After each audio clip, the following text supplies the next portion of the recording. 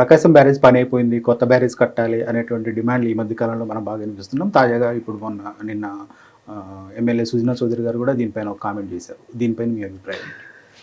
కొత్త బ్యారేజ్ ఖచ్చితంగా కట్టాల్సిన అవసరం లేదు. ఓకే. సో సుజనా గారు మరి అంటే ఆయన ఆ లొకేషన్ ఉన్నారు కాబట్టి కొంచెం ఒత్తిడికి ప్రెజర్ గురయ్యని ఉంటారేమో మాట. ఏంటంటే గేట్లు కనిపిస్తున్నాయి, బోట్లు కొట్టుకునే కనిపిస్తున్నాయని.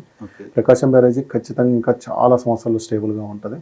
ప్రకాశం బ్యారేజీ దగ్గర కొత్త బ్యారేజ్ కట్టే అవసరం. బ్యారేజ్ అంటే దాని అర్థం అది, ఇట్స్ నాట్ ఎ రిజర్వాయర్. ఇప్పుడు ఆనకట్ట అంటే దానికి గేట్లు ఏమీ లేవు, పెద్ద స్టోరేజ్లో గేట్లు ఏమీ లేవు, లేకుండా ఆనకట్ట కట్టుకున్నాం. బ్యారేజ్ కట్టుకునేది ఏంటి, ఒక తక్కువ స్టోరేజ్ కట్టుకొని ఆ నుంచి కాలువల ద్వారా ఎక్కువ నీళ్ళు తీసుకెళ్తాం మనం. ఓకే.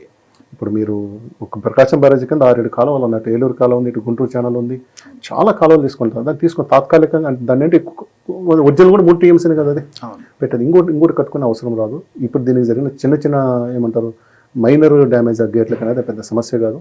ఒకటి ఏంటంటే ప్రాజెక్టుల ఆధునీకరణ కూడా జరగాలి. ప్రాజెక్టుల ఆధునీకరణ జరగడం ఏంటంటే ప్రతి సంవత్సరం యాన్యువల్గా ఇచ్చే గ్రీజులు ఇవే కాకుండా టెక్నాలజీ పరంగా అడ్వాన్స్ చేసుకోవడం, ఎక్కడైనా గేట్లు రీప్లేస్మెంట్ చేయటం, లేదా అసలు మొత్తం గేట్లనే మళ్ళీ కొత్త. ఇప్పుడు ఏంటంటే ఇది 1952 గేట్లు కదా ఇవి. కొత్తగా చాలా హైడ్రాలిక్ సిస్టమ్ చాలా ఇంప్రూవ్ ఉంది, టెక్నాలజీ ఇంప్రూవ్. అలాంటిది ఏమైనా చేయొచ్చు, కానీ ఎలాంటి కొత్త బ్యారేజ్ కట్టాల్సిన అవసరం లేదు. ఈ బ్యారేజ్ కట్టడం కూడా అసాధ్యమైన విషయం. ఎందుకు అసాధ్యమైన విషయం అంటే మళ్ళీ ఎక్కడ కడతారు, దీనికన్నా ముందు కిందనో కట్టాలి. అసలు ఎందుకు దిగువన అంటే అవనిగడ్డ ఏరియాలో 2 బ్యారేజీలు కట్టాలని ఎంతకాలంగా దాదాపు 20 ఏళ్ళు ప్రతి గవర్నమెంట్ చెప్తూ వస్తుంది కదా. అండ్ దేవినేని ఉమాశ్వరరావు గారు అయితే గతంలో కట్టి తీరుతామన్నారు. తర్వాత ఇక్కడ ఈ గవర్నమెంట్లో వచ్చిన ఆయన అనిల్ యాదవ్ కట్టి తీరుతామన్నారు. కానీ అసలు అక్కడ మొదలు కూడా పెట్టలేదు. చిన్న బ్యారేజ్లు ఎంత 1 TMC లోపల కెపాసిటీ ఉండే.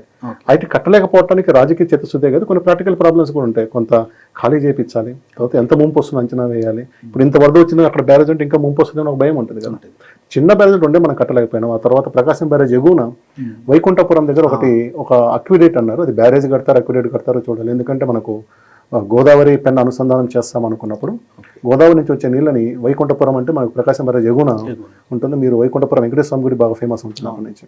అక్కడ అక్విడేట్ కడతాం. దాన్ని అక్విడేట్ కట్టడం దాన్ని కూడా బ్యారేజ్ చేయొచ్చు, చిన్న బ్యారేజ్ చేసుకోవచ్చు. అయితే అది it's not a replacement for the Prakasam barrage, it can be additional support. దీని మీద ఒత్తిడి తగ్గించుకోవడం కోసం మనం కట్టుకోవచ్చు. అంటే అదనపు ముంపు లేకుండా, అంటే ఏ సైజులో కట్టాలి, ఎంత కట్టాలని దాన్ని బట్టి పెడతారు. ఒకవేళ ముంపు ఉందనుకోండి, గేట్లు తెరిచి పెడతారు అంతే, మునిగిపోకుండా. చాలా ఈజీ టెక్నాలజీ అనమాట అది. అంత వరద తగ్గిపోయిన తర్వాత చివరి వారంలో మూసి పెట్టుకుంటారు. ఒక 2 TMC పెట్టి సరిపోతుంది. అలాంటిది ఒకటి ఆలోచన చేయొచ్చు. అయితే నా ఉద్దేశంలో ఖచ్చితంగా వైకుంఠపురం బ్యారేజ్ మరి గోదావరి పెన్న అనుసంధానం కడతారేమో చూడాలి. కానీ అవనిగడ్డ దగ్గర మాత్రం ఒక బ్యారేజ్ ఖచ్చితంగా కట్టాల్సిన అవసరం ఉంది. ఇది ఎందుకు అవసరం ఉంది, అవని దగ్గర కడితే నీళ్ళు ఎక్కడికి పోతాయి తెలుసా, పర్చూరుకు పోతాయి.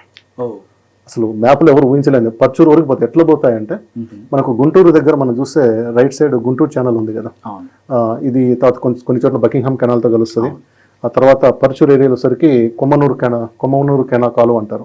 దాని మీద అద్దంకి బ్రాంచ్ కెనాల్ ఆ ఏరియాలు ఉన్నాయి కదా, వాటికి ఫీడ్ ఇక్కడ టైలెండ్లో ఉన్నాయి. ఇక్కడ నీళ్లు ఉన్నాయి కానీ చివరి పొలాలకు నీళ్ళు అందే పరిస్థితి ఎప్పుడు ఉండదు. అటు ప్రకాశం జిల్లా అంటే అద్దంకి, పర్చూరు, మాటూరు ఏరియాలో నీళ్ళు వచ్చే పరిస్థితి లేదు. అట్లాగే ఇక్కడ మన కారంచేడు చుట్టుపక్కల ప్రాంతానికి కూడా నీళ్లు రావు. సో వాటికి నీళ్లు రావాలంటే మీరు అవనిగడ్డ దగ్గర కడితే అక్కడి నుంచి తీసుకుంటే మీరు జియోగ్రఫీ వచ్చి చాలా దగ్గర అయిపోతుంది. నీళ్ళు ఈజీగా వచ్చాయి, టైలెండ్కి నీళ్ళు వచ్చేస్తాయి. ఆ ప్రాంతాన్ని మీరు ఆయకట్టును స్థిరీకరించాలన్నా, లేదా ఆయకట్టుకి కొత్త ఆయకట్టు కూడా అవసరం లేదు. అక్కడ బాగానే ల్యాండ్ ఉంది, ఇది ఆయకట్టు బాగానే ఉంది. ఆ ల్యాండ్కి మీరు ప్రతి సంవత్సరం గ్యారంటీగా నీళ్ళు ఇవ్వాలన్నా కానీ అక్కడ ఒకటి కావాలి. అదేవిధంగా ఇంత వర్షం పడింది కదా, ఇంకొక 4 రోజుల తర్వాత చూడండి తాగునీటికి పెద్ద సమస్య వస్తుంది. తాగునీటికి విపరీతమైన సమస్య వస్తుంది. అలాంటి తాగునీటి అవసరాలు తీర్చాలని కానీ అక్కడ ఒక బ్యారేజ్ కట్టాల్సిన అవసరం ఉంది. స్టోరేజ్ చిన్నది 1.2 కడతారు, కానీ దాన్ని కట్టడం వల్ల చాలా ఉపయోగం ఉంటుంది. 2 వైపులా కూడా చాలా ఉపయోగం ఉంటుంది.